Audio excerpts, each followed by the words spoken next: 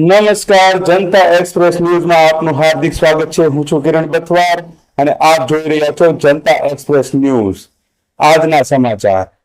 બોટાદ શહેરમાં મારામારી, ધાકધમકી અને જુગારના ગુનામાં સંડોવાયેલ વ્યક્તિને બોટાદ પોલીસે તડીપાર કર્યો છે।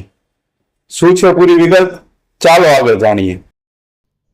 બોટાદ શહેરના રેલવે પાટા પાછળ રહેતો શખ્સ જે મારામારી, ધાકધમકી તેમજ જુગાર રમવાના અનેક ગુનાઓમાં સંડોવાયેલ હતો, જેથી બોટાદ પોલીસે આ શખ્સને 3 માસ માટે બોટાદ જિલ્લામાંથી તડીપાર કરી કડક કાર્યવાહી કરવામાં આવી છે। બોટાદ શહેરના રેલવે પાટા પાછળ રહેતો ગોવિંદ માવજી બથવાર ઉપર ધાકધમકી તેમજ મારામારીના ગુના તેમજ જુગાર રમવાના અનેક ગુનાઓમાં સંડોવાયેલ હોવાથી બોટાદ ટાઉન પોલીસ સ્ટેશનના પીઆઈ ખરાડી કાયદો વ્યવસ્થા જળવાઈ રહે તે માટે તડીપારની દરખાસ્ત સબ ડિવિઝનલ મેજિસ્ટ્રેટની કચેરી ખાતે કરી હતી।